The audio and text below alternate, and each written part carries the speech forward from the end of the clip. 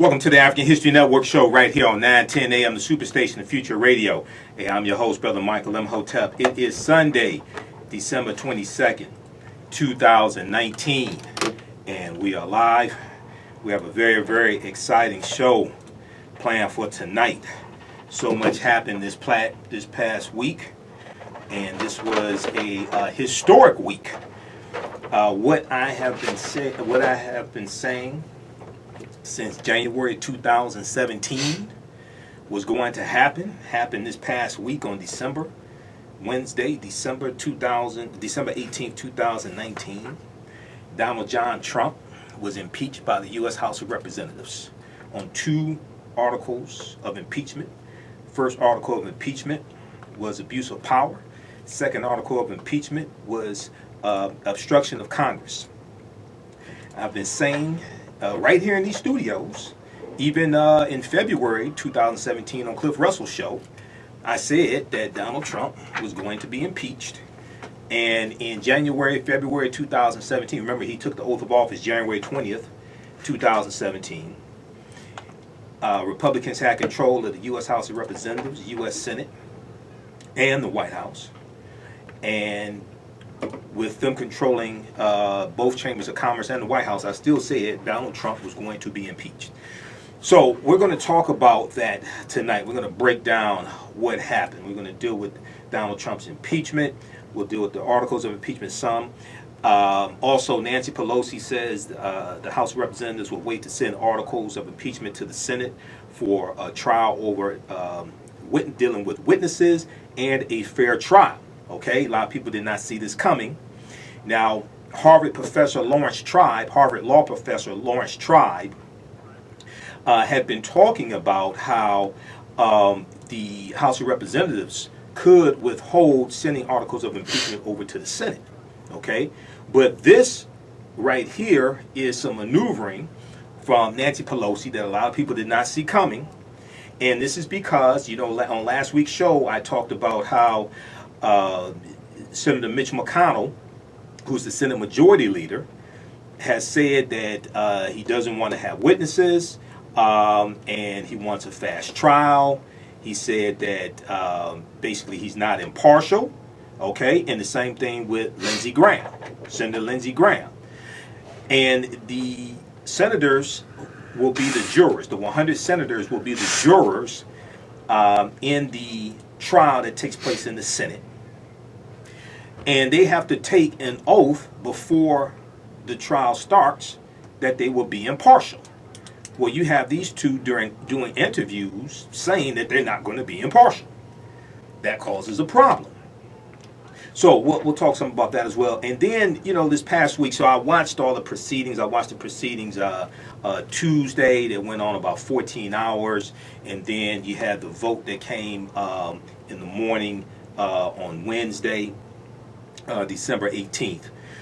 But you had some people saying, well, there are no underlying crimes. So you can't have articles of impeachment if there are no underlying crimes. Okay?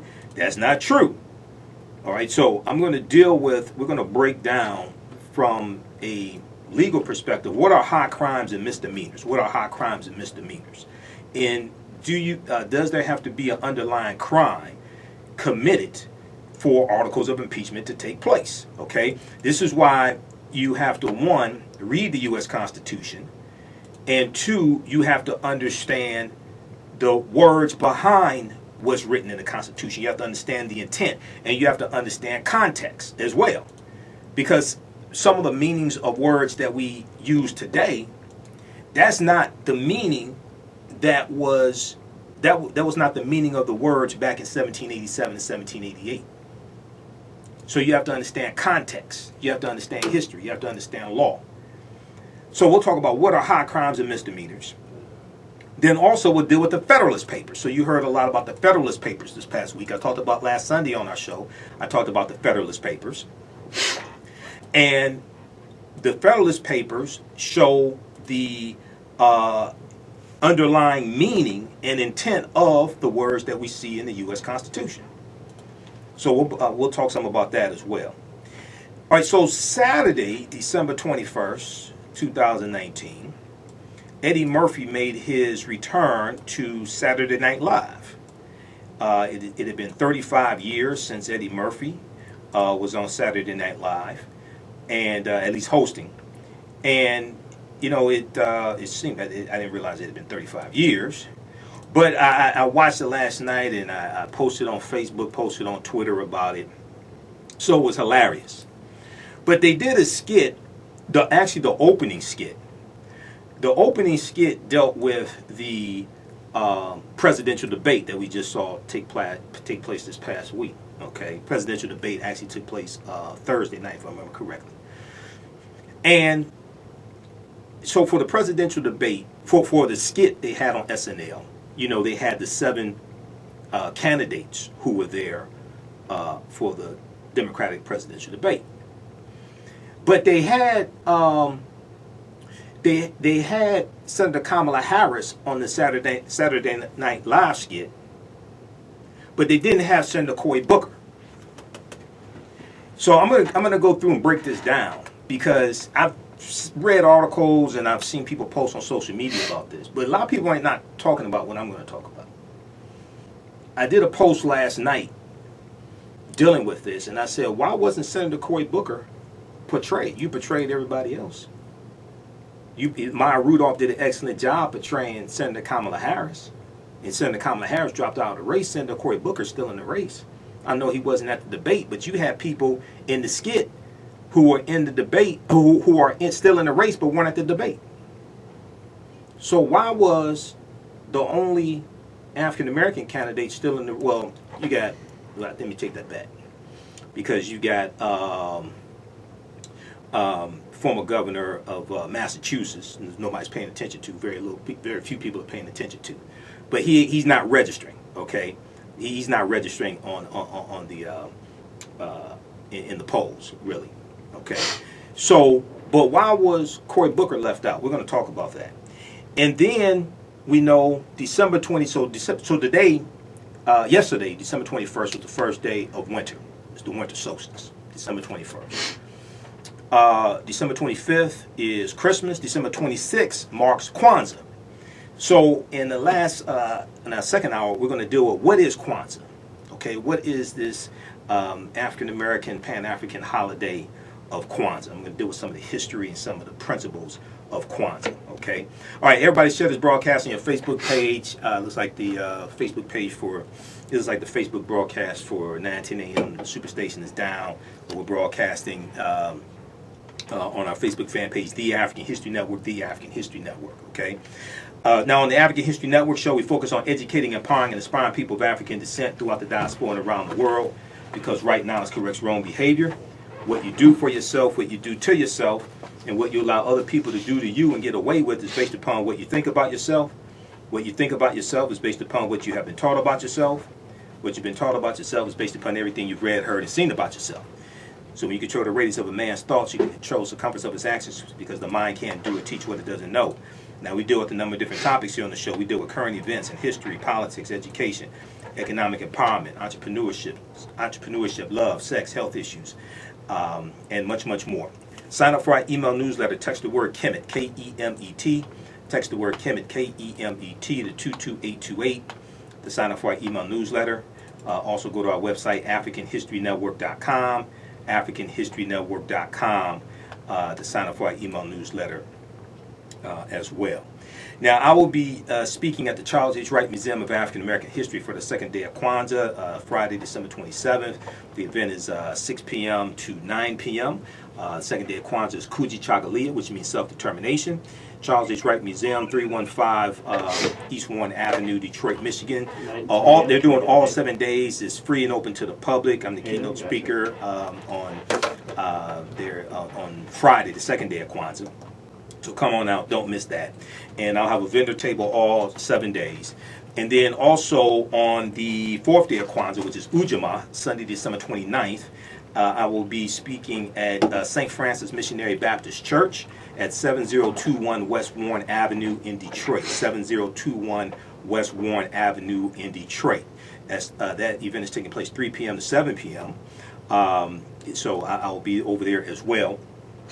and that's free and open to the public. We'll have all this at our website, AfricanHistoryNetwork.com. AfricanHistoryNetwork.com is also on our Facebook fan pages, Michael Imhotep, IMHOTEP, and the African History Network. If you want me to do a presentation for your group or organization, email me at customerservice@AfricanHistoryNetwork.com, customerservice@AfricanHistoryNetwork.com. If you want me to do a presentation for your group or organization, also you can call 313-462-0003, 313-462-0003. So if you have a Kwanzaa event, African American History Month, Dr. King Day, you want me to speak, contact me. All right, so before the break, we're going to jump into this information dealing with impeachment. Okay, NBCnews.com has a really good article. Trump impeached by the House for abuse of power, obstruction of justice. Now, I did a 2-hour broadcast this past week, so it was it was Thursday.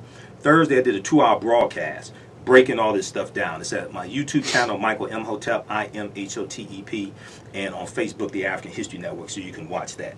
Okay, so Donald Trump was impeached on Wednesday, December 18th, 2019. For the third time in the nation's history, the House of Representatives voted to impeach a sitting president. Now, you remember also, I told you, going back to January 2017, that Donald Trump was the first Russian president of the United States also. Okay, you remember I told you that?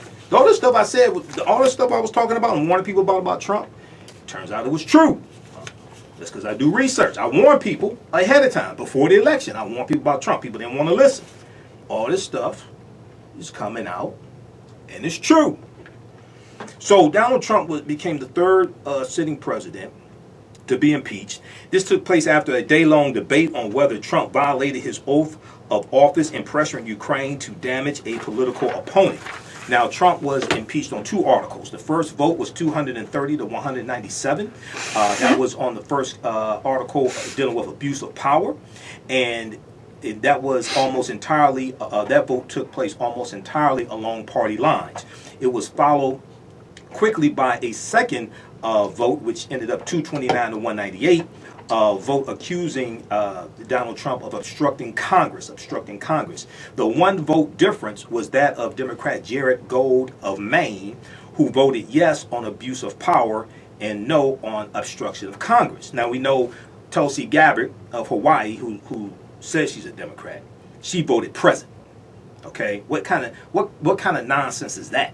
She voted present. Okay, you don't have enough courage to take a stance, to make a vote. And some people are suspecting, some people are saying, and if you, the recent reports this past weekend, they're talking about how she is being she's being used, it appears, by Russia.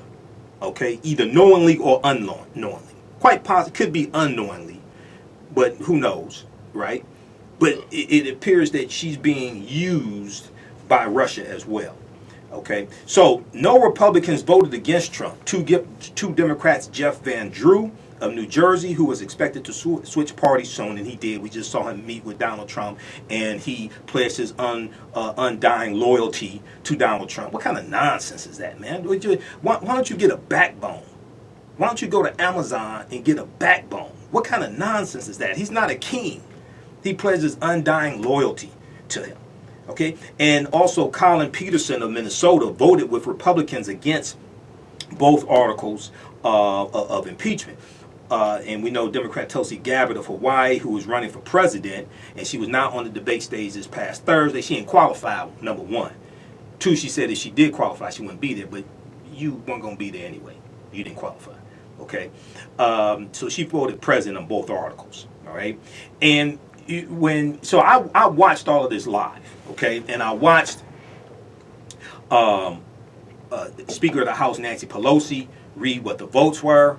Okay, and on the first vote, you heard a few Democrats start to clap, and then she gave them that look and held her hand up. I knew she was going to do that. I watched closely. I knew something like that was going to happen. How did I know that? Because when John McCain gave the decisive vote to save the Affordable Health Care Act, you had Democrats that started cheering. And Senate Minority Leader Chuck Schumer waved them off. You go back and watch the video, he waved them off to tell them, don't do that. You don't do that. So it's probably maybe some freshman Democrats in the House who started cheering. No, you don't do that, because, see, that gives Republicans more ammunition to say they started cheering when they impeached our traitor as president. They started cheering when they impeached the first Russian president of the United States.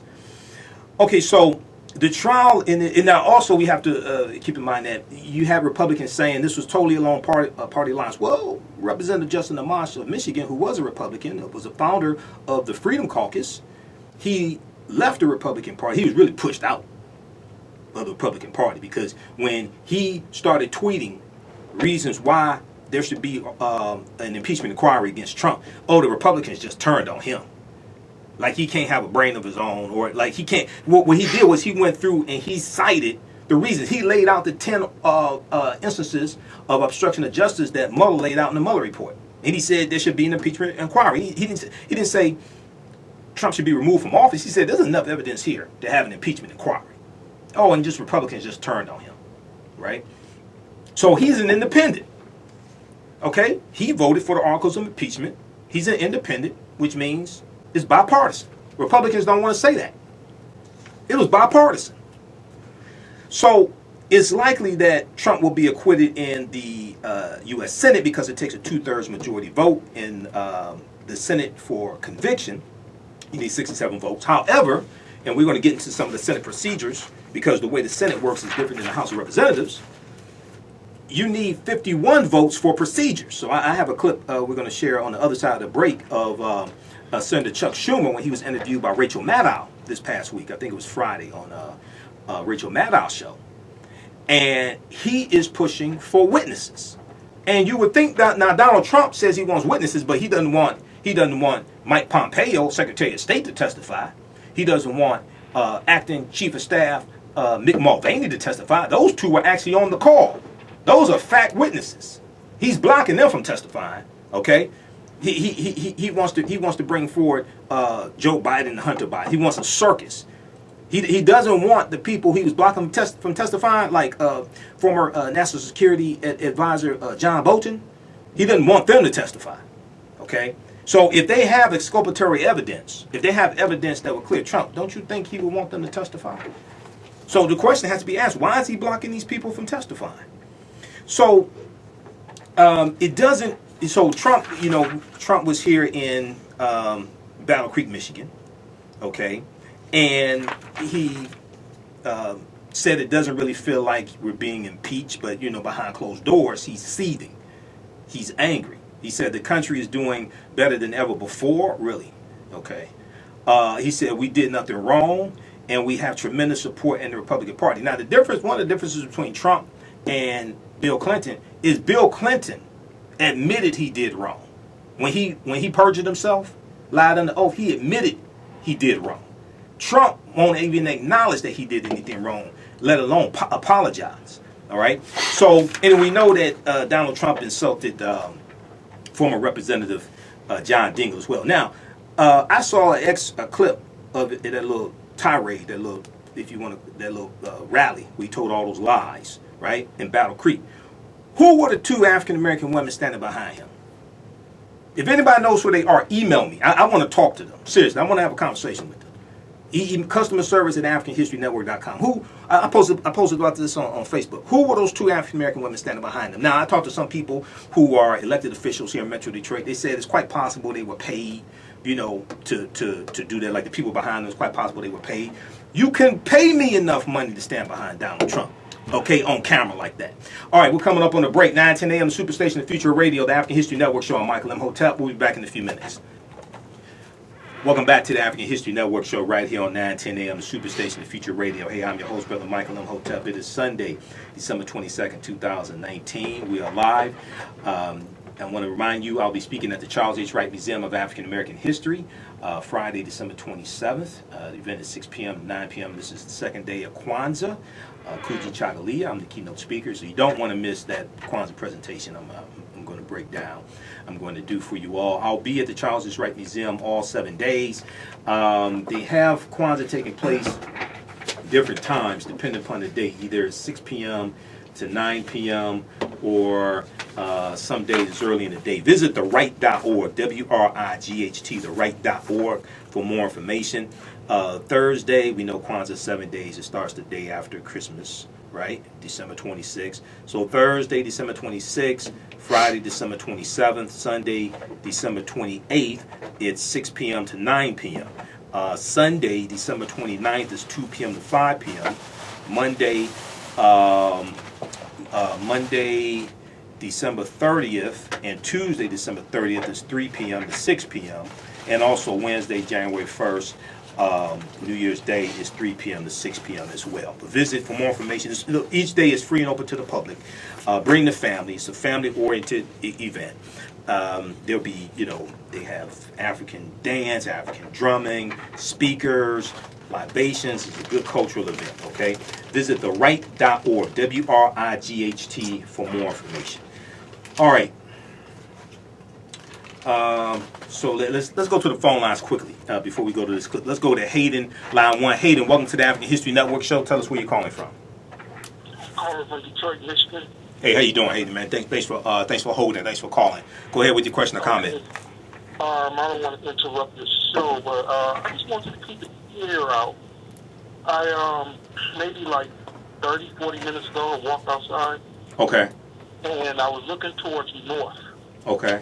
And I noticed, I was hearing a lot of sirens, and there was a lot of planes in the air. The planes were going around. I happened to look further north, and I witnessed maybe probably 30, 40 glowing lights in a row.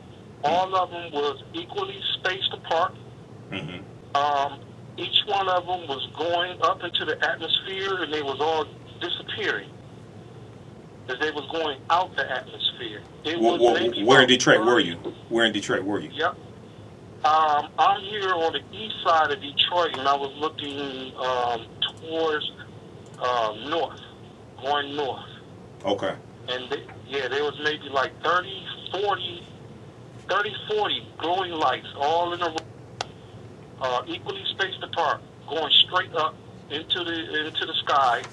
And it was like they was going out in the atmosphere. And I immediately called my mother to come out so she could see it. She's still on 6 Mile. Right. But I wound up my stepfather, and he walked outside and he seen it too. He said that was something he'd never seen before. So I was just trying to find out if anybody knew of anything that was happening. I understand that Trump did, talk about he put $1 billion inside his Space Force. Yes. And this is just something I've never, ever seen before in my life. I mean, planes don't go up like that. Okay, I'll keep a lookout for it, man. I'll check the news source, keep a lookout for it. Okay, keep listening, Hayden. Thanks for calling. Yep. All right, so right before the break, we were talking about the Trump impeachment that took place Wednesday, December 18th. And we know Trump was here in Battle Creek, Michigan, actually the same night. He was that Wednesday. He was speaking in Battle Creek, Michigan. He insulted former Representative John Dingell. We know Debbie Dingell, John Dingell's widow, had done a number of interviews where she talked about, she was asked actually about what Donald Trump said. Donald Trump implied that maybe John Dingell was in hell looking up as opposed to in heaven looking down. Just totally despicable. And there were Republican members of the House of Representatives here in Michigan who came to the defense of Debbie Dingell as well. Okay, now I want to go to this clip here. This is from MSNBC. Watch historic all-day impeachment debate and vote in 7 minutes. This gives a recap of what happened. Let's go to clip number 1. The president undermined our democracy, and the president, a successor to the same office as George Washington and Abraham Lincoln, betrayed his oath to preserve, protect, and defend the Constitution of the United States. These aren't opinions. These are uncontested facts. The majority party in this House won. The inevitability that we would be here today was only a matter of what date they would schedule it. Nothing else. In fact, how it even began to look even further was on September 24th. The Speaker announced an impeachment inquiry before even seeing the call transcript that we're going to hear so much about today.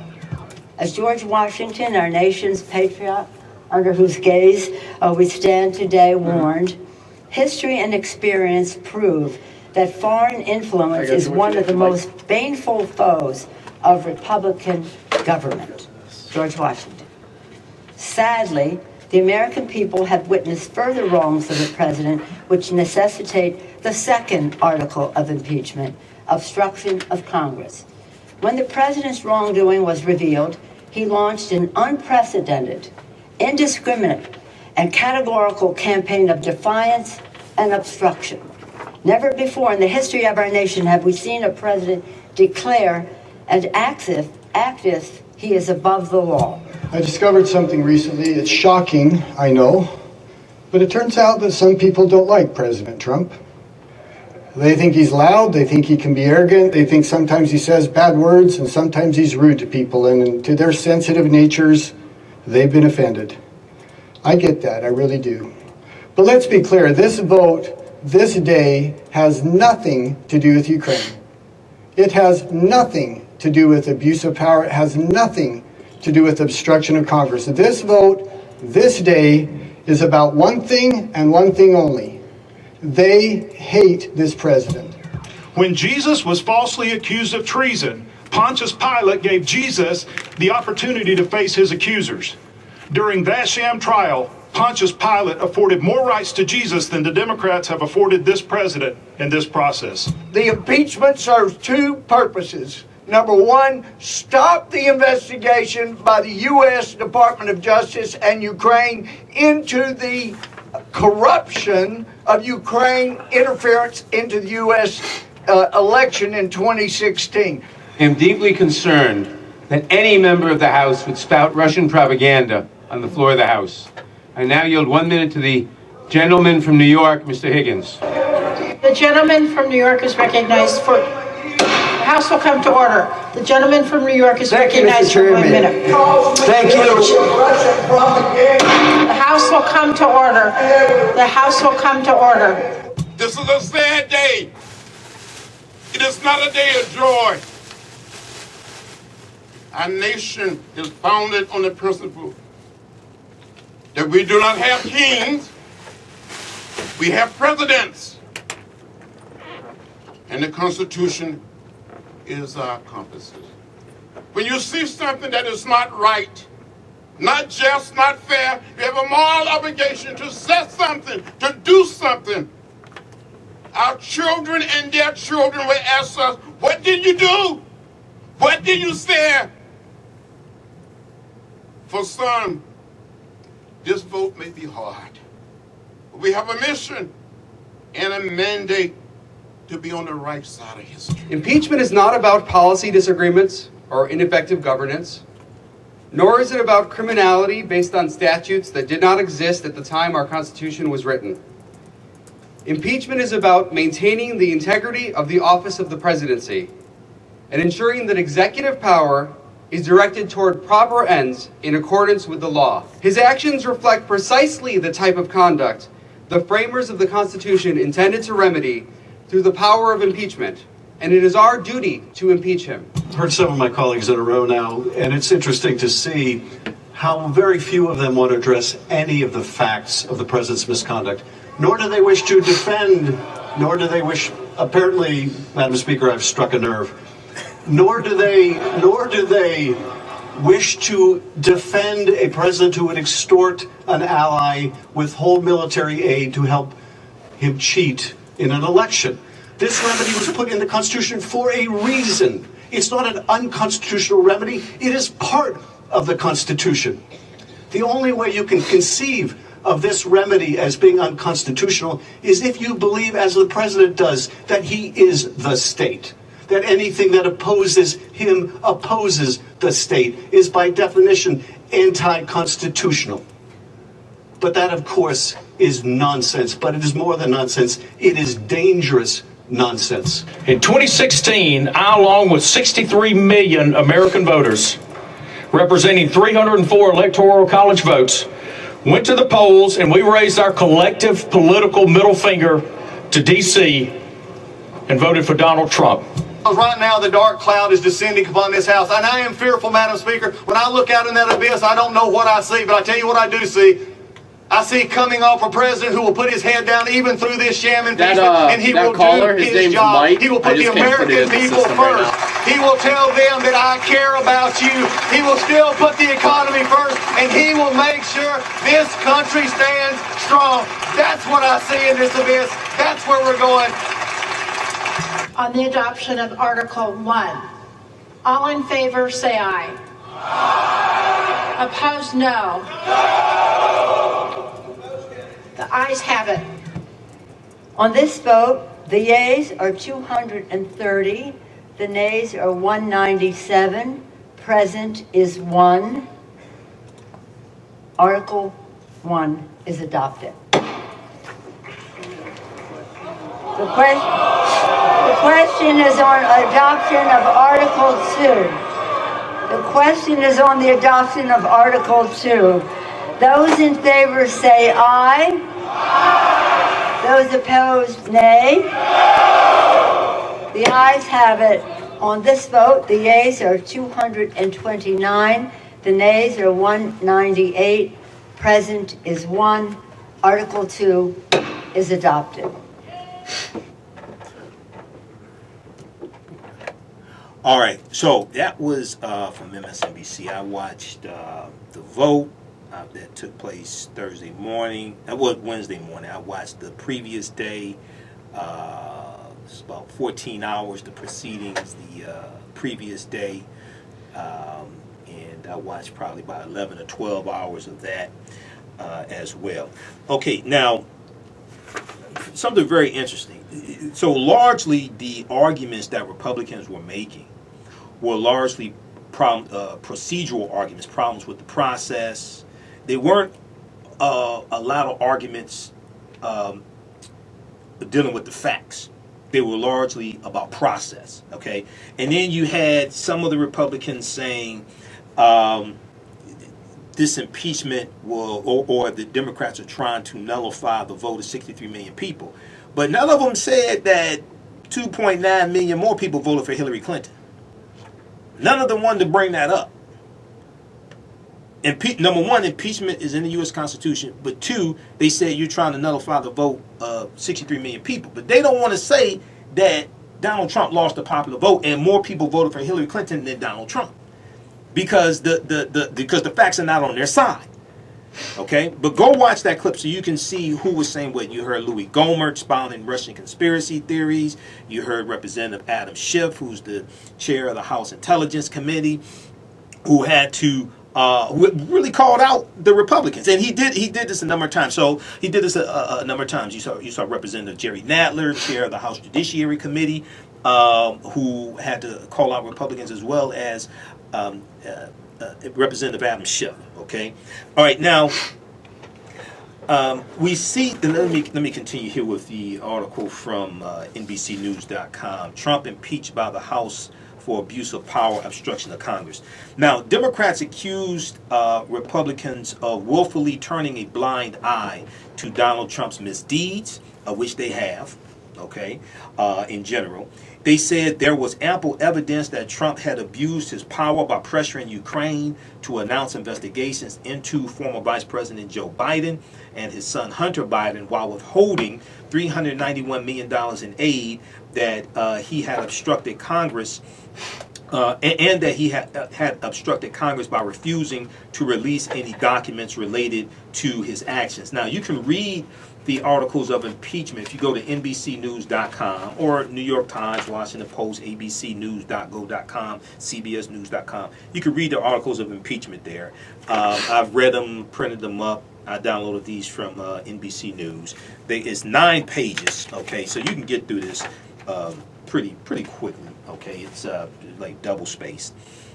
So Representative Jim McGovern, Democrat of Massachusetts, said, quote, "The president withheld congressionally approved military aid to Ukraine, a country under siege, not to fight corruption, but to extract a personal political favor." He went on to say the president of the United States endangered our national security. The president undermined our democracy, betrayed his oath to preserve, protect, and defend the Constitution of the United States. He went on to say no one should be allowed to use the powers of the presidency to undermine our elections, period. Now, last week's show that I did, we have that on YouTube and Facebook. So go watch last week's show also. And I just uploaded the audio podcast yesterday. So we're on 8 different audio podcast platforms.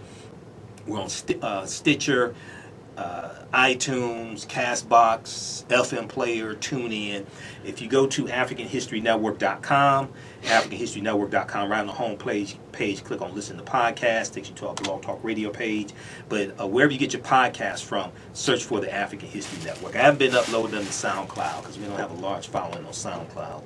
Maybe I'll upload them to SoundCloud. I don't know. They charge me $7 each month, so I'm going to figure out what I want to do with the SoundCloud membership. But we're on 8 different podcast platforms also, all right?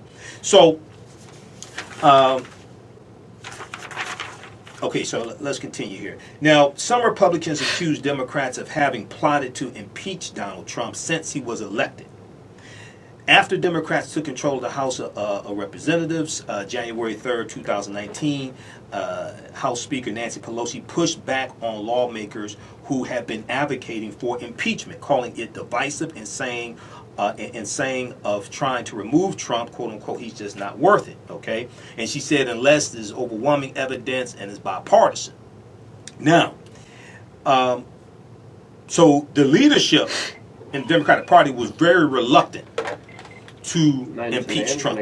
Dealing with Russia and the Mueller report, it was much more complicated, okay? Now, I still think they should have started after the Mueller report because Robert Mueller testified in front of Congress July 24th, 2019. The very next day is when Donald Trump had the phone call with Vladimir Zelensky of Ukraine. And since Trump thought he got away with Russian interference on his behalf in the 2016 election, because he thought he got away with it, and because he thought he got away with obstruction of justice, dealing with the Mueller report, then he was at it again, okay? Because that's who he is, all right? That's why Democrats were correct to impeach him and show him that he is not above the law and hold him accountable. All right, so that position changed. So the position that Nancy Pelosi took changed in September 2019 after a whistleblower filed a complaint with the U.S. Senate and House Intelligence Committees, alleging that Donald Trump had used the power of his office to solicit interference from a foreign country in the 2020 election.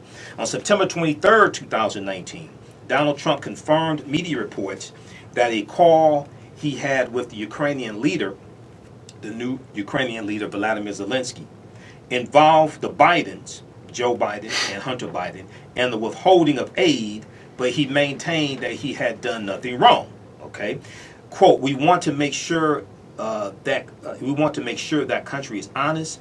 It's very important to talk about corruption. If you don't talk about corruption, why would you give money to a country that you think is corrupt? Trump asked reporters. Now, the Department of Defense had already vetted Ukraine, had already approved the funds to be released. The funds, the $391 million in aid to Ukraine, military aid to Ukraine, that passed Congress also. Okay. Now, Nancy Pelosi announced the next day that she was launching a formal impeachment inquiry. This past Wednesday night after the vote, that was December 18th, she suggested that she was not yet ready to send the 2 impeachment articles to the Senate for its trial, saying she needed to know more about the Senate's rules for the trial before she would transmit the articles. Only then could the Senate begin its trial. And Mitch McConnell, so now they're on recess right now because of the Christmas break. They're on recess. Senator Mitch McConnell this past week said that they are at an impasse. NBCnews.com has an article, McConnell declares impasse in talks with Democrats over trial in Senate. A trial of the president can't begin in the Senate until it receives the abuse of power and obstruction of justice measures passed by the House on Wednesday. But Nancy Pelosi needs to find out about the rules and really what's going to take place so she knows which impeachment managers to select. The impeachment managers are the ones who will prosecute the case in the Senate. She has to choose those from the Democrats who are going to be, these are the prosecutors, okay? And one of the points of contention is that you have many Republicans like Mitch McConnell and Senator Lindsey Graham that don't want any witnesses. And they're saying, well, what type of trial are you going to have with no witnesses? What is it that you're trying to cover up? NBC also has another article, NBCnews.com. Pelosi says House will wait to send impeachment articles to Senate for clarity on rules. This is from December 19th, 2019. The House will delay sending the articles of impeachment it approved to the Senate until rules are established for the trial of Donald Trump, Speaker Nancy Pelosi said Wednesday night. She excoriated Senate Majority Leader Mitch McConnell, Republican of Kentucky, who needs to be voted out of office, Moscow Mitch, for saying he would coordinate with the White House counsel during the coming trial. Now, I don't think that was an homage. I don't think he was channeling the spirit of John Witherspoon when he talked about coordinating, right? You got to coordinate. I don't think that's what that was. He's trying to help Donald Trump get off. He's trying to help his boy get off. She likened this, what Mitch McConnell is doing, to a jury foreman being in cahoots with the defendant's attorney. Now, Nancy Pelosi said the House of Representatives also had yet to settle on its impeachment managers for the trial. So most people don't understand the proceedings in the Senate and don't understand that it's going to be Democrats in the House of Representatives who actually prosecute the case in the Senate. And the 100 senators will be the jurors. Pelosi said the House also had yet to settle on its impeachment managers for the trial. She said, quote, "We're not sending the articles tonight because it's difficult to determine who the managers will be until we see the arena in which we will be participating."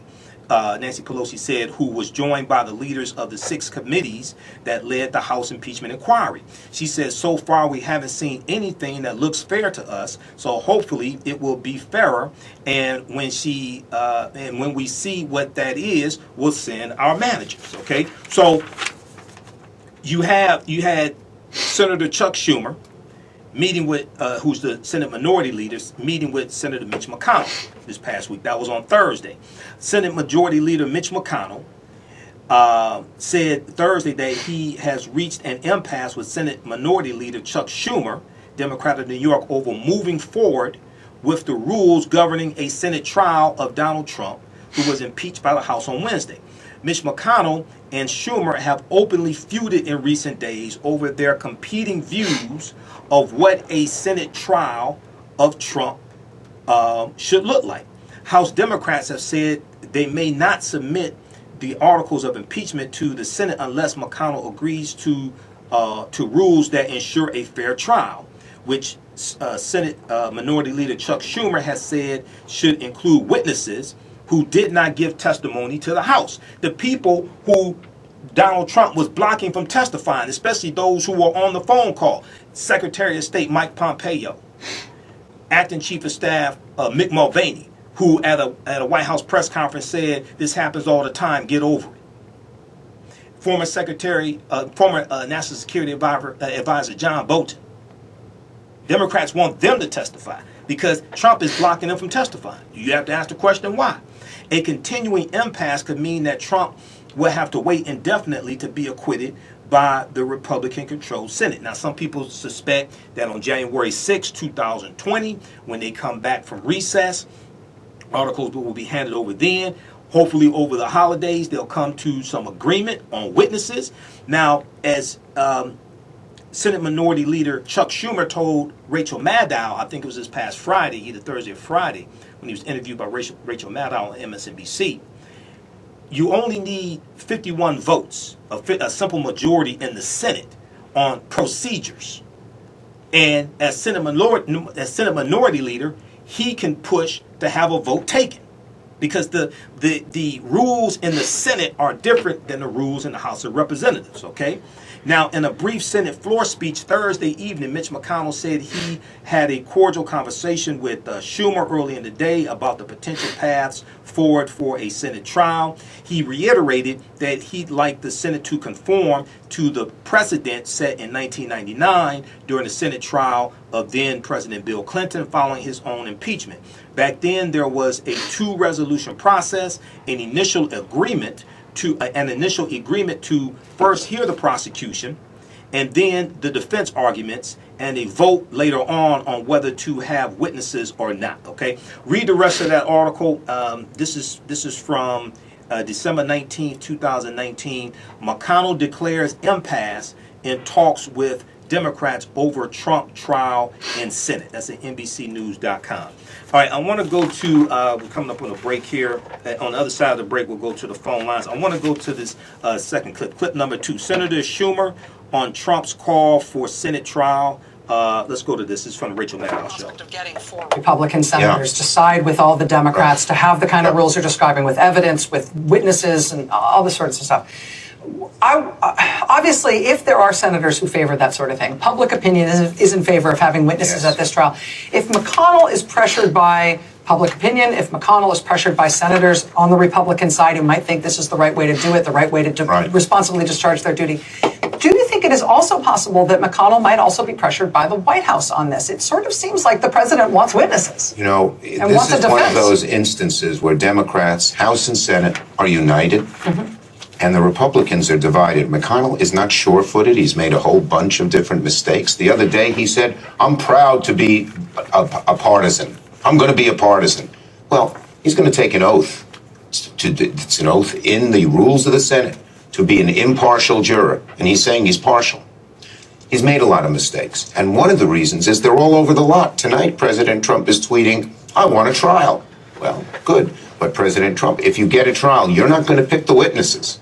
You may get a witness of your choosing, but the witnesses that we have asked for will be there, and they will tell the truth. So I hope he is for a trial, because that's the right thing to do. Senator Chuck Schumer, leader of the Democrats in the United States Senate. Keep us apprised. This is going to be, I know we're heading into a holiday break, but this is something you're going to be fighting out over the next few weeks.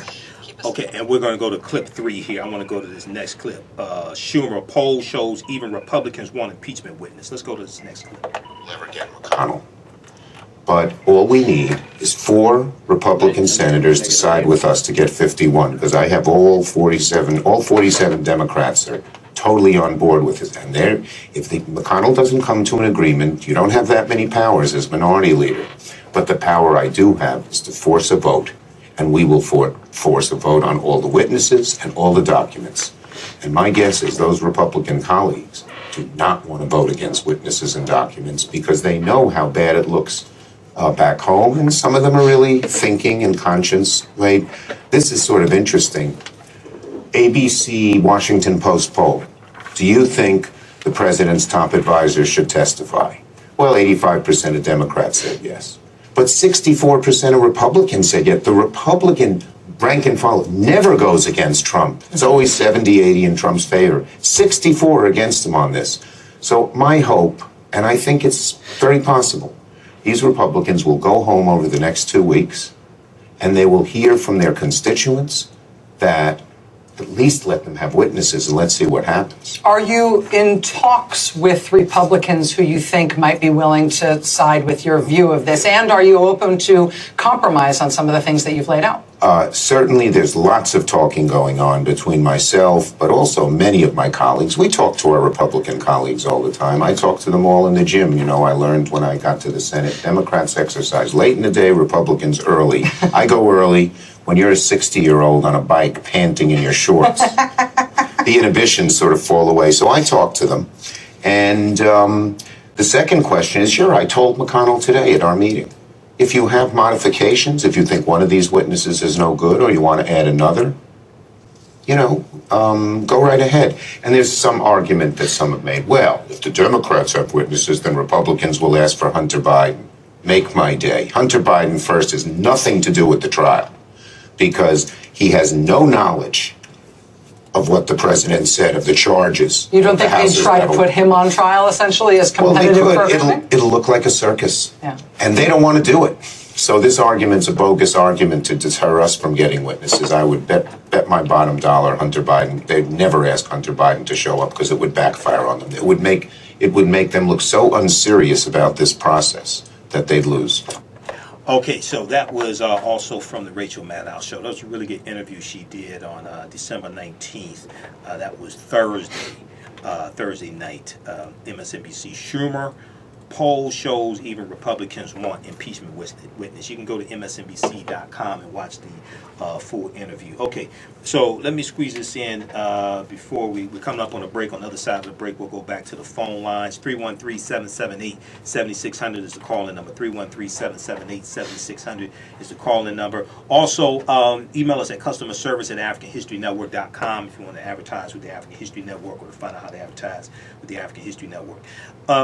So the New York Times is a really good piece from Charlie Savage from September 24, 2019, updated December 10th, 2019. How the impeachment process works. Now, what are high crimes? We hear about high crimes and misdemeanors, right? And people think, oh, there's no underlying crime, so you can't drop articles of impeachment. Not true. The term high crimes and misdemeanors came out of the British common law tradition. It was the sort of offense that Parliament cited, and now this is not Parliament Funkadelics and George Clinton and the P-Funk All-Stars. Now, not that Parliament. They're talking about British government, okay? It was the sort of offense that Parliament cited in removing crown officials for centuries. Essentially, it means an abuse of power by a high-level public official. Abuse of power by a high-level public official. This does not necessarily have to be a violation of an ordinary criminal statute. Why? Federal criminal statute didn't exist in 1787 when the Constitution was drafted at the Philadelphia Convention. It didn't exist in 1788 when the Constitution was ratified by 3/4 of the state legislatures. So when I hear Republicans, I saw the arguments they were making on the House floor this past week, saying there's no crime committed. Look, idiot. It doesn't. If you actually read the Constitution and understand what you're reading, and if you actually read the Federalist Papers, which are a group of 85 letters written in newspapers that explain the Constitution, and this was prior to the Constitution being ratified by the state legislatures, you don't have to have a crime. Okay? Abuse of power, which is a violation of the public trust, is enough for impeachment. So in 1788, as supporters of the U.S. Constitution were urging states to ratify the document, Alexander Hamilton described impeachable crimes in one of the Federalist Papers as, quote, those offenses which proceed from the misconduct of public men, or in other words, from the abuse or violation of some public trust. The abuse or violation of some public trust. They are of a nature which may with peculiar propriety be denominated political, as they relate chiefly to injuries done immediately to the society itself. So federal criminal statute didn't exist back then. And even when we look at the definition of bribery, which we'll get into on the other side of the break, what the language and the intent and what existed in 1787 and 1788 is much different than what we have today. So if you look at this other article from the New York Times, how the Constitution defines impeachable, word by word. How the Constitution defines impeachable, word by word. This is by Alicia Parlapiano, December 8th, 2019. And it breaks down, it talks about treason, bribery, or other high crimes and misdemeanors. That's Article 2, Section 4 of the U.S. Constitution. Treason, bribery, or other high crimes and misdemeanors. Treason, and treason is defined in Article 3, Section 3 of the U.S. Constitution as treason against the United States shall consist only in levying war against them or in adhering to enemies, giving them aid and comfort. Okay, so that's Article 3, Article 3 of the U.S. Constitution. Bribery is not defined in the U.S. Constitution. United States criminal statutes say that bribery occurs when a public official solicits or accepts something of value in exchange for an official act. But these statutes were written long after the Constitution was written. We'll continue this on the other side of the break. 9:10 a.m. Superstation Future Radio, the African History Network show. I'm Michael Imhotep. We'll be back in a few minutes. I'm Tim Miller of Tim Miller State Farm in Lincoln. All right, stand by, everybody. We'll be back in, I guess, 3 minutes. How's everybody doing? Okay, we got Sandy, we have Renee, we have Anthony, Anthony asks, where's the black agenda from both political parties? See, this is the mistake that people make. A black agenda is not what political parties give us. That's what we give the political parties and the candidates. People still haven't figured this black agenda thing out. Other people do not ask political parties to give them a goddamn black agenda. People still haven't figured this out. They present an agenda to the candidates and political parties.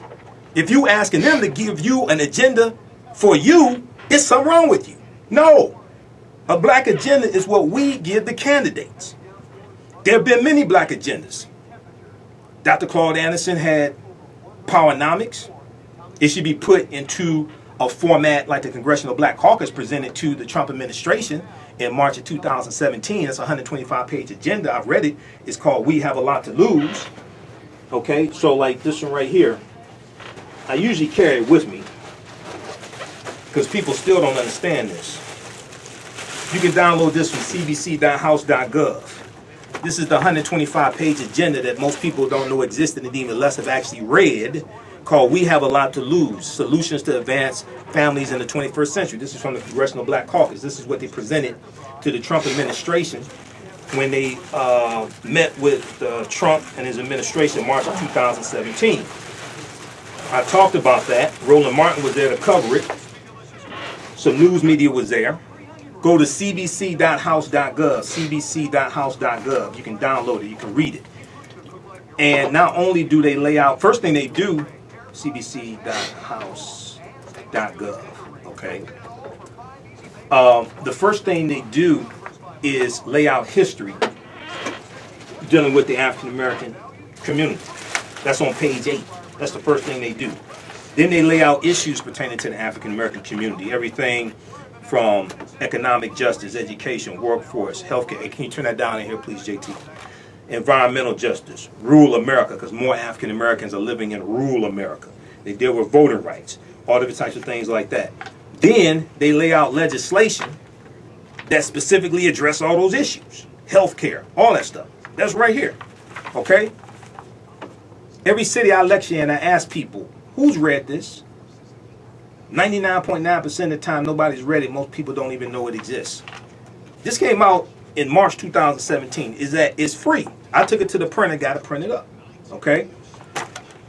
Chancellor Williams had a black agenda. Here we go. At the back of, okay, let's go. Welcome back to the African History Network show right here on 910 AM, the Superstation, the Future Radio. Hey, I'm your host, Brother Michael Imhotep. It's Sunday, December 22nd, 2019.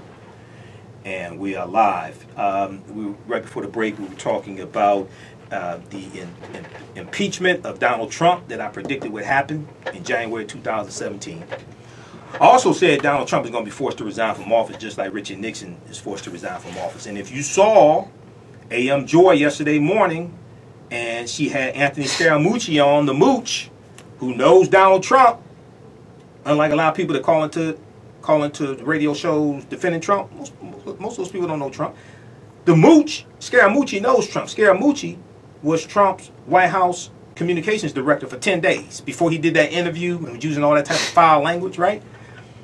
Scaramucci said, look, if these guys testify, Trump's going to be forced to resign from office. If Pompeo, if Mick Mulvaney, if they testify, Trump's going to be forced to resign from office. We had that clip coming up for you shortly, okay? Because this is what I said. Now, I ain't never met Trump a day in my life. Anthony Scaramucci is somebody that knows Trump. Anthony Scaramucci is somebody that worked for Trump. He said that, okay? So during the break, somebody posted on Facebook, where's the black agenda from the Democratic Party and the Republican Party? As I stated, and I said this in all the cities I lecture in, a black agenda is not what elected officials or a political party gives to us. A black agenda is what we give the elected officials and a political party. That comes from a place of self-determination. To be able to put together a black agenda, you have to understand history, and you have to understand law, and you have to understand policies. When you look at the LGBT community, they presented President Obama with a 54-page agenda within the first 60 days of his first term. They also raised millions of dollars for him. They didn't ask him, where's your agenda for the LGBT community? They gave him one. We don't understand this. So, right before we came back on, I was talking about how Chancellor Williams, there have been many black agendas, number one. I don't know what y'all reading. There have been many black agendas. Chancellor Williams has one in destruction of black civilization. Dr. Amos Wilson had one in Blueprint for Black Power. But even the Congressional Black Caucus presented a 125-page agenda to the Trump administration in March of 2017. It is excellent. Most people don't know this. Now the Congressional Black Caucus should talk about it more. It's at their website. It's still there. I just looked a couple days ago. It's still there. At their website, cbc.house.gov, along with their annual year-end report. Because most people don't know that they put out an annual year-end report each year that shows you exactly what they've done all year. The bills they've gotten passed, resolutions, all things like that. That's at cbc.house.gov. What's cbc.house.gov? The official website of the Congressional Black Caucus. At house.gov. What's house.gov? The official website of the U.S. House of Representatives. All that information is right there. So people should download this. I took it to the printer, got it printed up. It's 125 pages. We have a lot to lose. Solutions to advance black families in the 21st century. There were press conferences done when they presented this to the Trump administration. They had a meeting. The executive leadership of the Congressional Black Caucus met with the Trump administration. Okay, this is when Omarosa was still in the White House, right? Okay, but see, the important thing is every African-American organization across the country can take elements from this to put together a powerful agenda to push at a local, state, and national, federal level. Okay? The first thing they do is lay out history on page 8, history dealing with the African-American community. Why? Because you got to understand history of how we got into this predicament.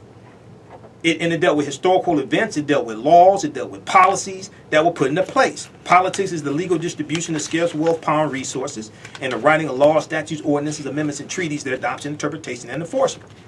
So if you look at page 8, it breaks down African American history. They deal with slavery, Reconstruction, the Great Migration, the Great Depression, the New Deal, President Franklin Delano Roosevelt, the New Deal, okay? And it deals with how we were discriminated against a lot of those policies during the New Deal. Okay, the New Deal created the Social Security Administration, 1935, Minimum Wage Act, 1935. It created the Homeowners Loan Corporation, 1933, which created the whole redlining process. That came from a federal government entity.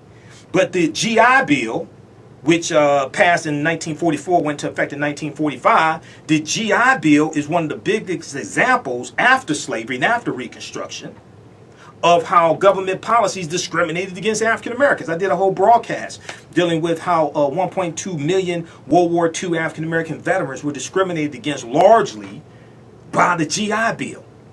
Okay? But they deal with World War II, they deal with Jim Crow, civil rights, they lay all this history out first.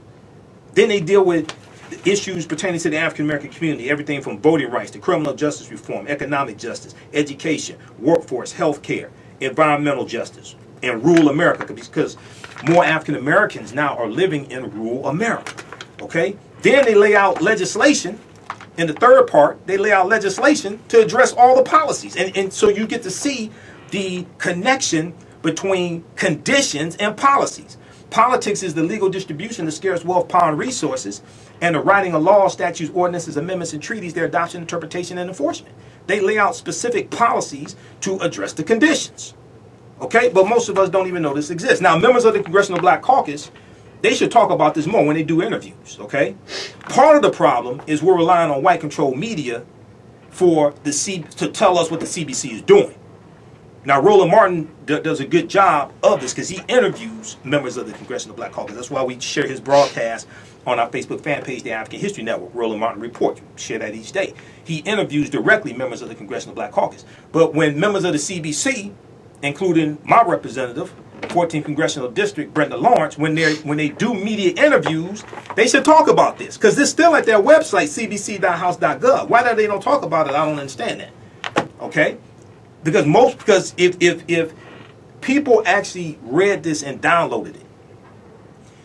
There's elements that every African American organization across the country can take from this to create a powerful agenda at their level, whether they're city, state, federal, whatever it is, to be able to push their agenda.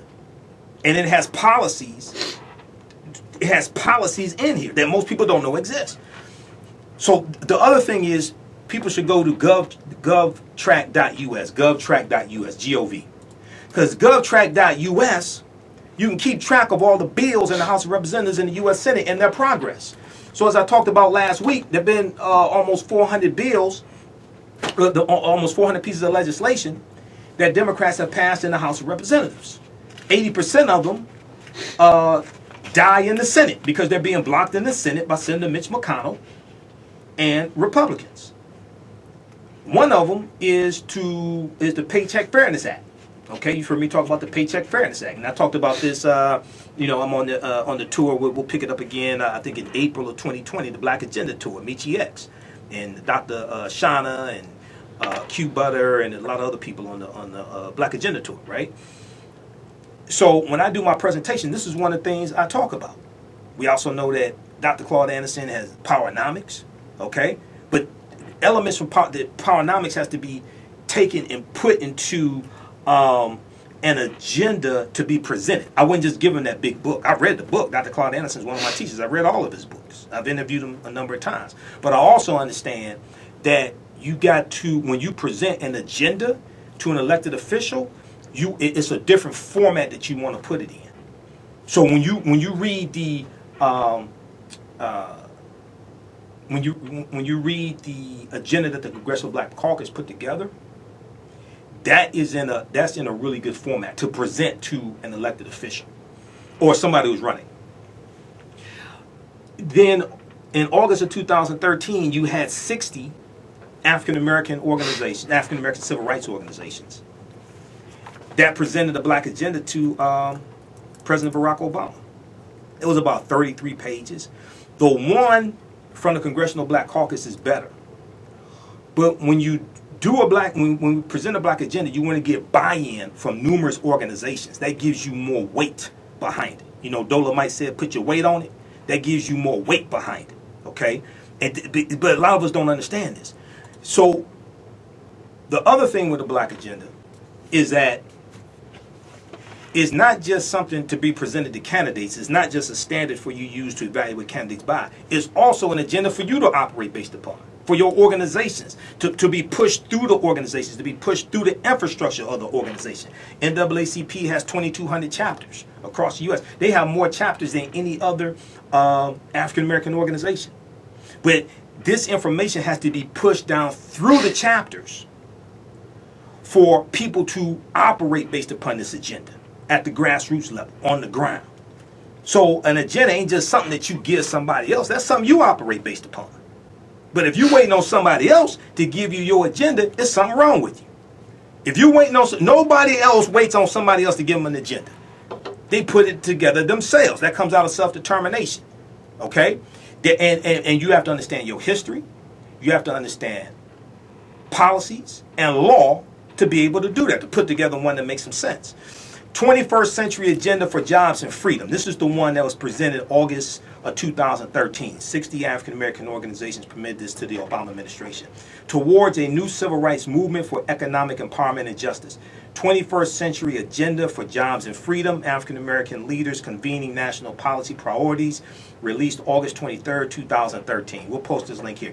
I got this from the website crewof42.com. Crewof42.com. Because I was doing radio when it came out. I talked about it when it came out. I read through it. They have some good information in it. The one the Congressional Black Caucus did, because it's actually lawmakers who put that together, is much more comprehensive. Is much better. Okay, but it gives a foundation and it gives a template to operate from to show that we need to get. You also need to get buy-in from numerous organizations. Okay, that puts more weight. That puts more weight behind it, and you have various organizations across the country in various sectors, and that deal with that maybe service different groups of people to really get behind this and push this. Okay, that's enough of that. All right, now back to what I was talking about. So right before the break, we talked about bribery in the U.S. Constitution. Bribery is not defined in the U.S. Constitution. United States criminal statutes say that bribery occurs when a public official solicits or accepts something of value in exchange for an official act. But these statutes were written long after the word was added to the Constitution. Pamela S. Carlin, a Stanford professor, asked by Democrats to testify before the House Judiciary Committee. We saw her testify. She said that the framers of the U.S. Constitution would have understood the term bribery broadly, because federal criminal statutes didn't exist in 1787. She said when you took private benefits, or when you asked for private benefits in return for an official act, or somebody gave them to you to influence an official act, that was bribery. Okay. Then we look at when we talk about high crimes and misdemeanors. What are high crimes and misdemeanors? I saw Republicans saying, "Oh, there's no underlying crime." Okay, abuse of power is not a high crime and misdemeanor. I don't know. I don't know if some of these people actually read the U.S. Constitution. I don't know if some of these Republicans actually read the Federalist Papers and really studied this. But abuse of power is the ultimate high crime. Okay? Probably next to treason. Okay? You know what the penalty of treason is. I mean, come on now. All right. So scholars agree that high, H-I-G-H, refers to something done by a person in public office. In 1788, as supporters of the Constitution were urging states to ratify the U.S. Constitution. Alexander Hamilton described impeachable crimes in one of the Federalist Papers as, quote, those offenses which proceed from the misconduct of public men, or in other words, from the abuse or violation of some public trust. They are of a nature which may with the peculiar propriety be denominated political, as they relate chiefly to injuries done immediately to the society itself. Okay, so I'm going to put a pin in it right there. We're going to go to the phone lines and after we get these calls, I'm going to continue dealing with whether high crimes and misdemeanors, and then we'll talk about what are the Federalist Papers. Because to understand the Constitution, you have to understand the Federalist Papers. Let's go to line one. Who we have on line one? Welcome to the African History Network show. Tell us where you're calling from. Oh, yeah. Hi, this is Mike. Yeah, how's it going, Mike? Oh, not too bad. We're living in pretty interesting times. As far as Trump and what's going on, it's kind of hard to say. And this is just a hunch. He may or may not purposely be working with the banks to create a racial divide. I don't know. That may be part of the equation. What their goal ultimately, who knows? Bigger picture, the guy from the east side that called was spot on about the lights, the UFOs. How do we know they were UFOs? Yeah, he was talking about the guy that called your show. Oh, I know who you're talking about. I said, how do we know that they were UFOs? Well, we don't really know. That's a good question. We really don't know. But the thing is, there is it seems to be more of this going on in terms of more of the I don't know, what would you call it? Surveillance of what's going on. I think it may have to do with the times we're living in. I think we're looking at the Trump, we're looking at the politics as a subset. Really, the big picture, they talked about us and China, or us and Russia and Ukraine. Forget it. Put an X on that. That has nothing to do with it. The bigger picture is we are in a formidable race with China right now. And I think the bigger picture is the nuclear. and no one's talking about this.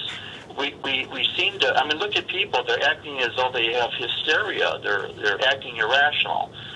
And this may be purposeful by Trump or whoever, who knows, the banks, to purposefully put our attention onto something else than what the issue is. The issue is we're living in very dangerous nuclear times.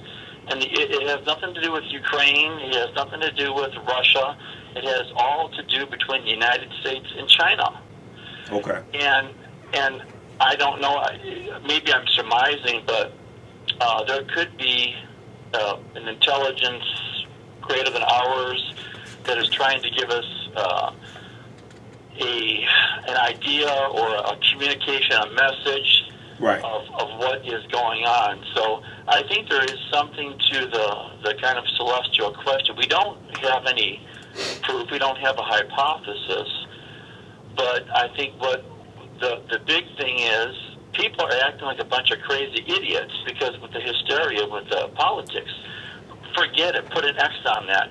It all has to do with us in China, and we are living in the nuclear age right now. Right. And we may have an alternative intelligence trying to communicate with us to say, hey, you folks are in some pretty deep doo-doo here. Right. And we may need to heed that. All right, Mike, we're coming up on the break. Thanks for calling. Thanks for holding. Okay. Let's see. We're coming up on the break. When we come back from the break, we'll go to Al and we'll go to John. All right. Now, treason, bribery, other high crimes and misdemeanors. There is broad agreement that an offense does not need to violate a criminal statute to be impeachable. In his handbook on impeachment, the late constitutional scholar Charles L. Black Jr. wrote that, quote, the limitation of impeachable offenses to those offenses made generally criminal by statute is unwarranted, even absurd. Okay. Then when we look at misdemeanors, this isn't referring to a minor crime, but to offenses. High misdemeanors historically referred to, quote, offenses that subverted the system of government, end quote, according to a 1974 memo produced by the House Judiciary Committee as it weighed impeaching President Richard Nixon. All right. So for more information, New York Times has this piece, How the Constitution Defines Impeachable, Word by Word, December 8, 2019. Check that out. When we come back, we'll get into what the Federalist Papers are. We'll talk about Eddie Murphy on Saturday Night Live. We'll deal with what is Kwanzaa. 9:10 a.m. the Superstation of Future Radio, the African History Network show. I'm Michael Imhotep. We'll be back in a few minutes. Welcome back to the African History Network show right here on 9:10 a.m. the Superstation of Future Radio. Hey, I'm your host, Brother Michael Imhotep. It is Sunday, December 22nd, 2019. We're talking about the Trump impeachment. We're dealing with the articles of impeachment. We're talking about the U.S. Constitution. We're dealing with what are high crimes, what are misdemeanors, what is bribery. Articles of impeachment do not have to deal with a violation of federal criminal statute, because federal criminal statute didn't exist in 1787 when the Constitution was written. It didn't exist September 17, 1787 when the Constitution was signed. It didn't exist in 1788 when the U.S. Constitution was ratified. When they talk about high crimes and misdemeanors, that was dealing with British common law, because you had the 13 colonies that waged war against King George III, the American Revolution, 1775 to 1783. We know July 4th, 1776, and August 2nd, 1776, they signed the Declaration of Independence, signed by 56 men. 4 of them signed on July 4th. The other 52 signed on August 2nd. I think it was August 2nd. And then you have the American Revolutionary War ends in 1783. You're going to have them to create the U.S. Constitution, and they are setting up the government in a way that there is no monarchy, because they separated from a king. If they wanted a king, they would have had one. The president is not a king. Donald Trump doesn't understand this, okay? So you have to understand history, you have to understand law. All right, so we talked about, let's see, misdemeanors. So high misdemeanors historically referred to offenses that subverted the system of government, according to a 1974 memo produced by the House Judiciary Committee as it weighed impeaching President Richard Nixon. Okay. Now, also, if you like this type of information, you can donate to the African History Network PayPal, paypal.me/TheAHNShow. Paypal.me/TheAHNShow, or at our website, AfricanHistoryNetwork.com. Okay, we have a sale going on for a little while longer. Get 40% off your orders of $100 or more at our website, AfricanHistoryNetwork.com. AfricanHistoryNetwork.com. It's a weekend sale. Use promo code AHN40 off 2019. AHN40 off 2019. I'll post some information here on the thread of the broadcast for people watching us on Facebook and on YouTube. I talked about GovTrack.us. GovTrack.us. Okay. At that website, they track bills in the House of Representatives and in the U.S. Senate. And you can see, you can read the bill or read the summary of the bill. You can find out where the bill is in the process. Okay, bills usually usually originate in the House of Representatives. They're passed in the House of Representatives. It takes 218 votes in the House to pass a bill. It takes then it goes to the Senate. It takes usually either 51 simple majority, many times dealing with the budget, many times dealing with finances, etc. It takes 60 votes in the Senate. Okay, then it goes to the president's desk to be signed. As we talked about last week, Vox.com has a really good article which deals with how Democrats have passed almost 400 pieces of legislation since January 3rd, 2019, when they took control of the House of Representatives. Okay, they passed almost 400 pieces of legislation, and most of that has been, most of those bills die in the Senate, or they're blocked in the Senate by Moscow Mitch McConnell and Republicans in the Senate. Okay, and let me try to see if I can find this article. We know just in the last couple of weeks, you've had a bill that passed the House of Representatives dealing with lowering the cost of prescription drugs. All right, so I'm going to post this link here on the thread of the broadcast from GovTrack.us, GovTrack.us, and you can see who sponsored the bill, who wrote the bill. You can see where it is in the process. Okay, and I'm going to pull up this other article here. I think that was from Vox.com. Who had that one? Okay, we'll pull that up. That dealt with Democrats in the House of Representatives. And if you listen to last week's show, I talked about some of those bills also. Okay, so we'll pull that one up as well. I'm not sure. We'll find that article again. All right. So let's go to the phone. Let's go back to the phone lines. Let's go to Al, line 2. Al, welcome to the African History Network show. Tell us where you're calling from. I'm calling from Detroit. What's going on, Mike? Hey, how's it going? Yeah, I just been listening to you. I checked out your YouTube that you posted yesterday. Oh, thanks. Informational. Now, my question is, now we looking in terms of this impeachment. I know it's going down in the Senate because, like you said, Moscow passed his opinion.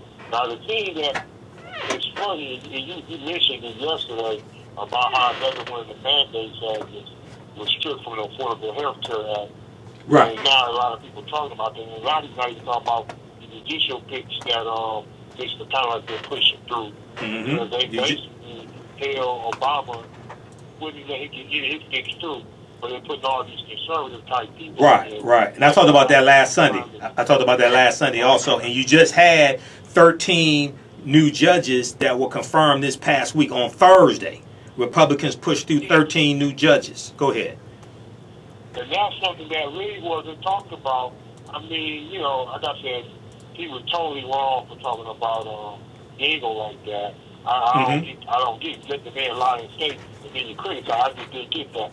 So maybe it was more deflection, and he was really trying to push his agenda when it comes in turn to pushing the judicial picks and stuff. Right. I just hope people get out and vote and don't do what they did last time. And like you stated in your YouTube video yesterday, he acted like he had a big group of people vote for him. If people didn't do down ballot or write in that didn't make any sense, you wouldn't have won. it really only came down to a couple thousand votes in places like Minnesota, not Minnesota, but Wisconsin, Pennsylvania, and Michigan. If people were actually voting, and all these crazy people want to go with, what's his name? I can't even think of it. The real, because the guy who's not a Democrat, but runs around. Bernie Sanders? Yeah, Bernie Sanders is not even a Democrat, which. Right. I'm like, hey, I want you to bring out, well, I know you probably seen it because I know you keep up with Roland Martin. This guy got to change the process, and he's not even a Democrat. He made the Democrats change their rules. That was dealing with the super delegates. That was dealing with the super delegates. Yeah. And you know, and you're a real big fan of Professor Carr. He let people know, and Roland let people know, that if it wasn't for Jesse Jackson pushing for that, it would be a winner take all. And I just right, with the delegates. I'm being honest with you. I just hope 2020 people got vote. I would like to hear a little bit more about that, about him pushing the judicial thing, and winning the mandate going out with affordable health care. And he went to Battle Creek, and if you've been to Battle Creek, I know you probably did. He ruled all day long, so I'm just saying, I know you need that affordable health care act. Yeah, those are the people who, now 3 million non-elderly African Americans got health care through the Affordable Health Care Act who did not already have it. But a lot of these poor white people in rural areas, they got health care also. And see, and the trick that Trump played on them during the election is he called it Obamacare. So there was a study, there was a survey that came out. I think it was New York Times that had it, and it talked about how almost 1/3 of Americans didn't know that the Obamacare and Affordable Health Care Act were the same thing. Okay, and what happened was, here it is. New York Times, 1/3 don't know Obamacare and Affordable Care Act are the same. February 7th, 2017. Okay, this is from the New York Times. This was a survey that was done. And what happened was when there was a big push to end the Affordable Health Care Act, you started having people all across the country mobilize. Many of these people were mobilizing based upon the document called Indivisible. Indivisible is put out by the group Indivisible. You can download it at indivisibleguide.com, G-U-I-D. And Indivisible, I've downloaded that. I think I have it here with me. I usually carry that also. But Indivisible teaches you how to, this is the first one. This is Indivisible. Okay, see, I study all this stuff. So this is Indivisible. Go to indivisibleguide.com. You can download it. This teaches you how to interact with your member of the House of Representatives and the U.S. Senate, how to put pressure on them. And this was put together by former congressional staffers who studied the tactics that the Tea Party used to blunt what President Obama was trying to do. And they put all this together in a document called Indivisible. Okay, so when you go to indivisibleguide.com, you can download that. So there were thousands of people across the country who organized based upon that document. Now, most African Americans don't know nothing about this. All right, I found out about it on the Rachel Maddow show. So I went to the website, downloaded it, and I was following Indivisible. And they were outside. They had different groups that were outside their members of the U.S. House of Representatives every Tuesday, and outside of their U.S. Senator's office every Tuesday protesting. The document also has form letters and form emails that you can send to your members of Congress and the members of the U.S. Senate. It teaches you how to put pressure on them. But if you don't know who your member of the House of Representatives is, if you don't know who your senator is, you don't know how to interact. Okay? So it teaches people how to organize. All right? Okay. All right, Al. Okay, thanks for calling. Thanks a lot. Yeah, I'm good. Okay, keep listening. All right, now, this is from New York Times. 1/3 don't know Obamacare and Affordable Care Act are the same. Okay, February 7, 2017. A sizable minority of Americans don't understand that Obamacare is just another name for the Affordable Care Act. This finding from a poll by Morning Consult illustrates the extent of public confusion over a health law that Donald Trump and Republicans in Congress hope to repeal. In the survey, 35% of respondents said either they thought Obamacare and the Affordable Care Act were different policies, which was 17%, or they did not know if they were the same or different policies, which was 18%. Okay, last time I checked, that's 32%. Okay, so let me see. Well, I'm sorry, 30. Yeah. All right. So the confusion was pronounced among people to the confusion was pronounced. I'm saying that's actually 35%. Sorry, the confusion was more pronounced among people 18 to 29, and those who earn less than $50,000 a year. Two groups that could be significantly affected by the repeal of the Affordable Health Care Act. Okay, now, what happened was some states adopted the Affordable Health Care Act, but they called it something different. In the state of Kentucky, where Moscow Mitch McConnell is, it's called Kentucky Connect. So you got a lot of poor Republicans there that have the Affordable Health Care Act. They have Obamacare, but it's called Kentucky Connect. So they're like, yeah, go ahead, take away Obamacare. Then they found out they had it, and it's saving their lives. Now all of a sudden they're protesting. No, don't take away our health care. Don't take away our health care. Okay, so this is one of the tricks that Republicans play, and we don't understand this. All right, so let's go back quickly here to the document, how the Constitution defines impeachable word by word. We'll go back to the phone lines in a few minutes here. Stand by.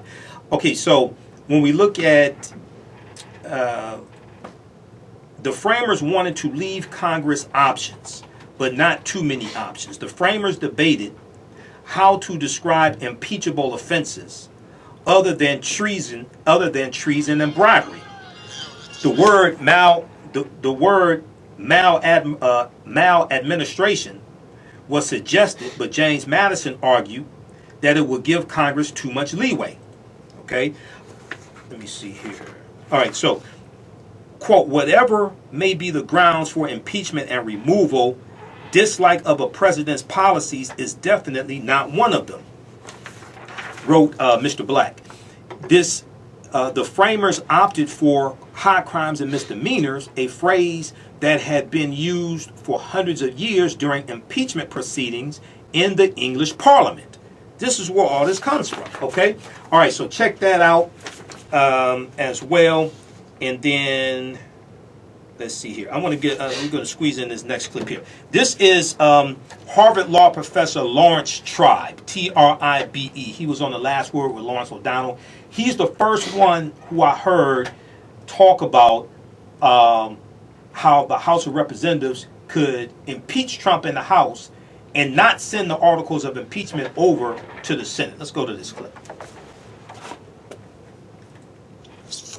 Republican senators decide with us to get 51, because I have all 47 Democrats are totally on board with it. And if McConnell doesn't come to an agreement, you don't have that many powers as minority leader. But the power I do have is to force a vote, and we will force a vote on all the witnesses and all the documents. And my guess is those Republican colleagues do not want to vote against witnesses and documents because they know how bad it looks back home. Professor Tribe, that's, as I said to Rachel, that sounded to me like he intends to force a vote, a series of votes, as would be the standard kind of strategic practice on something like this in the Senate. Here's the vote on Mick Mulvaney. Here's the vote on John Bolton. And possibly hours of argument about why we should hear from John Bolton before we then have that vote. And then similarly, with all the documents he might want to enter. So that could be maybe a week of procedure right there. I think it's very important because there are no good arguments against hearing from Bolton. There are no arguments at all against hearing from Mulvaney. And so I'd be interested in hearing, what kinds of process objections are made when they are invited to hear the very witnesses that have the firsthand evidence that they want. I mean, the evidence supporting the impeachment articles was extremely strong. But some of the I's could be dotted, some of the T's could be crossed. There are no reasons not to hear from these people. They were in the room when it happened. And I'd be amazed if people like Susan Collins and Murkowski and Cory Gardner and Romney can stand up and say in a way that makes any sense at all, no, we shouldn't hear from these witnesses. I don't think their own constituents, in the case of those who are up for re-election, are going to stand for it. They're not going to stand for it, and we've seen, as you said at the opening, something like 2/3, I think it was at the end of Rachel's show, 2/3 of the Republicans are in favor of hearing witnesses. After all, that's what a trial is. So I do think that all right. Okay, so that was from The Last Word with Lawrence O'Donnell. Lawrence tried. I'd be amazed if vulnerable GOP senators vote against calling witnesses. That's from December 19, 2019. There are a couple of clips there of him being, Professor Lawrence Tribe being interviewed. So watch that at NBC, MSNBC.com. Let's go back to the phone lines, and then after we get to John, we're going to go to the clip from AM Joy dealing with Scaramucci. John, welcome to the African History Network show. Tell us where you're calling from. Thanks for holding. Calling from Detroit, the east side. Yeah, go ahead. Thank you for educating the people that the black do have agenda there. So, so I hope they don't get confused. There have been a number of agendas. Exactly, that's right. And you come out and you still explain to them very well and how to find it, go search for it, and do their homework. That's exactly right. And they got to vote, too. So I just want to appreciate you giving that knowledge out so people can understand where you're coming from and where the black cardinal's coming from. Now, also, I want to let you know that if you see the post of they said that Trump told about 15,000 lives. Yeah, Washington Post. On Trump. And they said that they can't see how people believe anything he said. Because they're dumb and half his followers can't read. That's how. They're dumb as hell and half his followers can't read. I can tell you how. I just want to understand did the people hear or did they read it or did they think of what they were saying and so forth? All you got to do is listen to some of his followers that call into this radio station. And you can tell, because once they get past their talking points that they got from Fox News, they don't have anything else. That's right. And they start stupid as a hammer. That's why they stop calling into this show, because I shut them down every time. Once they get past their talking points, they don't have nothing else to say. Exactly. That's why I like about you. You don't know nonsense and so forth. And that's a credit to your show. And knowledge is power all the time, every time. And I just want to say, I don't know if for me, but this afternoon, the state, I mean, the United States Senator from New York brought out a program, a new document that they got on Trump. This just came out this afternoon, so I don't know if you can miss. Is that dealing with Ukraine? Yeah, that's right. Yeah. That's dealing with. So Washington Post has a story about that. That's dealing with new emails that were found. White House official directed hold on Ukraine aid shortly after Trump's July 25th call with Zelensky. Yeah, so Washington Post has an article dealing with that. An official from the White House Budget Office directed the Defense Department to hold off on sending military aid to Ukraine less than 2 hours after Donald Trump's controversial call with Ukrainian President Vladimir Zelensky, according to internal emails. Okay, so people read that article from WashingtonPost.com. That came out today, December 22nd, 2019. Yeah, well, thank you for that. And I'll call back. Gotcha. You're going to be here next week. I'll call back next week. So, thank you. Okay. All right, man. All right. Okay. Let's go to this clip here. Let's see. And also, Washington Post analysis. President Trump has made 15,413 false and misleading claims over 1,055 days. That just came out a few days ago. That's from Glenn Kessler, the fact-checking department at Washington Post, because I read that as well. I subscribe to the Washington Post and New York Times, so I read articles from them all day, every day. Okay, I want to go to this next clip. This is from AM Joy, Joanne Reed, from December 21st, 2019. Trump could resign, sparked by Senate trial, Scaramucci says. Let's go to this clip. Are allowing witness. At the end of the day, he completely broke the law. You can go through the different categories. You can look at the facts. Joy, we haven't even seen the primary witness testimony. Yeah. Those four people, whether it's Mulvaney, Bolton, Giuliani, Pompeo, if they have to testify under oath, he has to leave. And so there's 4 senators that need to be moved to allow for a full and fair trial. And if that happens, Kwame's going to be right. He's going to be scoundrel number 1 because he's going to leave before that testimony is brought. You think he would resign? There is no way he can handle the heat of that testimony. Wow. And by the way, the people that work with him know that he's amoral and they know he's lawless. Yeah. Just go back to what John Kelly said. Hire a yes person, you're going to get yourself impeached. Yeah. Yeah. And so, and John Kelly would have never let that 6-page letter get out. Are you sure about that? Because John Kelly let a lot of bad things happen. He didn't seem to be very brave when he was there. He would have put that letter in the paper shredder. Also, the letter that Trump wrote to Erdogan, it looked like somebody wrote it with a red crayon and then dropped it off at Steno. Excuse me, sir. That is a black magic marker to you, sir. Let me play. Let it play. Let's play one of those senators, Lindsey Graham, who has become Donald Trump's chief sycophant, and here he is saying how Trump is feeling on their favorite network, Fox. I just left President Trump. He's mad as hell that they would do this to him and now deny him his day in court. The reason they're denying him his day in court is they know their case sucks. So now here comes the challenge for the Lindsey Grahams of the world, whose chief job is to be a sycophant to Donald Trump, to be reek. Okay, he's being reek. That's his job, right? But the other reek, Mitch McConnell, has said, I don't want a trial. So Trump says, I want a trial. So Lindsey Graham has to say he wants a trial, but Mitch McConnell's saying, I don't want a trial. Who wins in the Battle of the Reeks?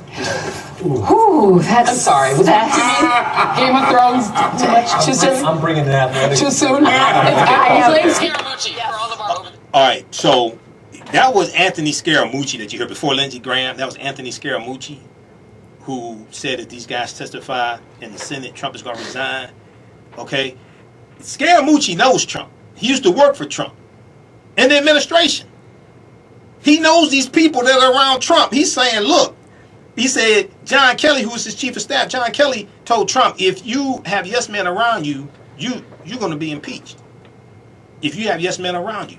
Scaramucci was the White House communications director for 10 days. But unlike most of these people defending Trump, he actually knows Trump. He's telling you about the people around Trump, and he's telling you if Secretary of State Mike Pompeo, if Acting Chief of Staff Mick Mulvaney, and these guys were on the call from July 25th, and as I said last week, I've actually read through the memorandum of the call. Go watch the 2-hour broadcast I did dealing with impeachment. I did this this past Thursday, because I go through and really break this stuff down. I was dealing with time constraints like I'm dealing with here, right? I read through the memorandum of the call. Now, number one, like I said last week, right? This is not a transcript. So when I see people at Donald Trump rallies wearing T-shirts that say, read the transcript, I hope you didn't pay for that T-shirt. I hope they gave it to you for free, because it tells you down here at the bottom, caution, a memorandum of a telephone conversation is not a verbatim transcript of a discussion.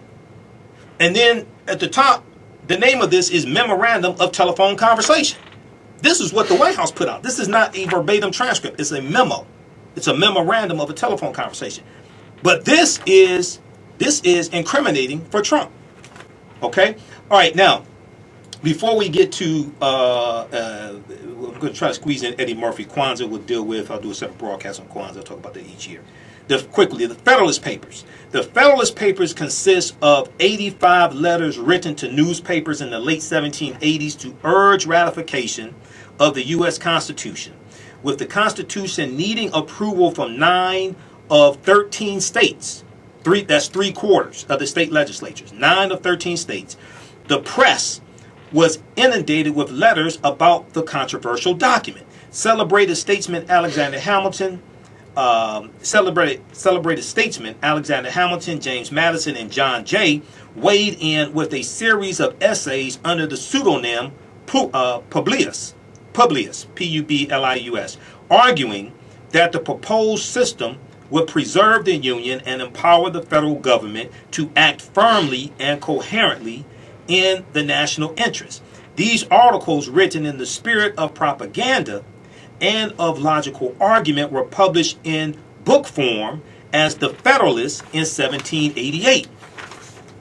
These are a series of 85 letters written to newspapers during 1787 and 1788 by Alexander Hamilton, James Madison, and John Jay, urging ratification of the Constitution. After a new Constitution intended to replace the ineffectual Articles of Confederation, because that's the form of the government that existed before the U.S. Constitution, and the first president under the Articles of the Confederation, under the Articles of Confederation, was John Hanson, but that was the white John Hanson, who was a senator from Maryland, not the black John Hanson, who was a senator to Liberia, okay? And people, there were two John Hansons. People get them confused, all right? It's just more misinformation, okay? I have a video on YouTube. It's been viewed over 300,000 times of me breaking this history down, dealing with the two John Hansons and why the black John Hanson was not president. Unfortunately, you know, the picture, the camera that was used to take the photograph of the black John Hanson is called a daguerreotype. The daguerreotype camera was created by John daguerreotype about 1826 and became available for commercial usage in the 1830s. That photograph of the black John Hanson is circa about 1852, I think it is. It's on the Library of Congress website, loc.gov. Okay? The white John Hanson dies in 1783 before photographic cameras are even invented. Just more misinformation, BS from social media. Okay? Lack of research. But read the rest of this, Federalist Papers. I'm running out of time. Federalist Papers, history.com. That breaks down what the Federalist Papers are. Okay? All right, so we got to the clip about Scaramucci. All right, let's do this here. Eddie Murphy was on Saturday Night Live, and I watched it 1.5 times. I watched it live and tweeted and was on Facebook about it, right? So, you know, he did Mr. Robinson's Neighborhood. Mr. Robinson's Neighborhood has been gentrified now. He did Gumby. He did Buckwheat. He brought back, you know, a lot of his favorite characters. But the opening sequence, right, the opening skit dealt with the debate that just took place, the presidential Democratic debate, right? And we saw the 7 candidates who were at the debate, who were at the real debate. We saw them depicted, okay? Mike Bloomberg was depicted in the skit.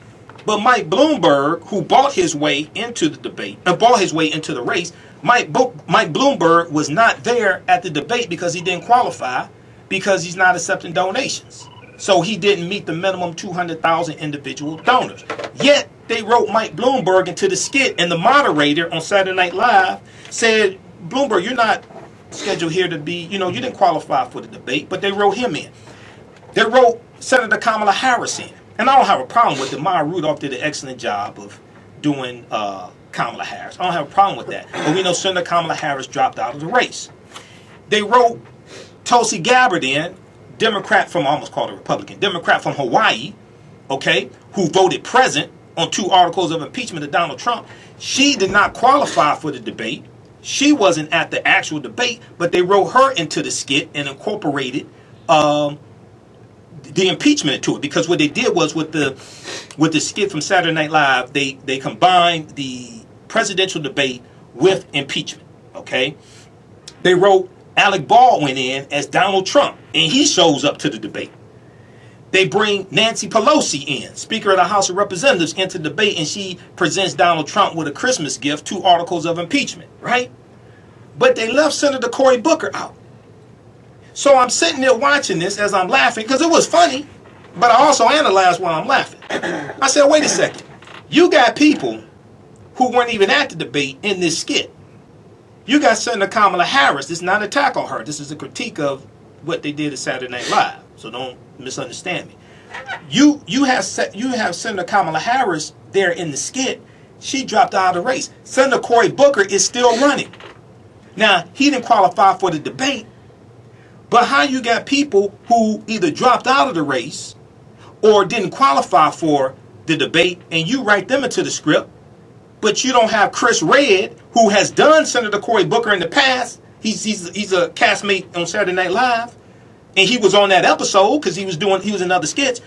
Why didn't you have Chris Redd do Senator Cory Booker? If you can have all these other people who didn't qualify, and they show up to the Saturday Night Live skit. Okay, so I just found that very interesting how the African American man, who of any prominence, who's still in the race, you leave him out. Okay, Deval Patrick, ain't nobody paying attention to Deval Patrick. Okay, we know that. I just find that very interesting. All right. Okay, look, hey, we have to get out of here. We'll deal with Kwanzaa next week and then later in the week. You remember, I'm at the Charles H. Wright Museum of African American History Friday, December 27th, 6 p.m. to 9 p.m. I'm the keynote speaker. And then I'll be over at St. Francis Missionary Baptist Church Saturday, Sunday, December 29th. That's 3 p.m. to 7 p.m. 7021. I think it's East Warren Avenue. We'll get all this up at AfricanHistoryNetwork.com. If you want to donate to the African History Network, PayPal.me/TheAHNShow, PayPal.me/TheAHNShow, or at our website, AfricanHistoryNetwork.com. Remember, right now is correct wrong behaviors, not over till we win. Wakanda forever. Stay tuned for Pastor Mo. We'll talk to you next time. Peace.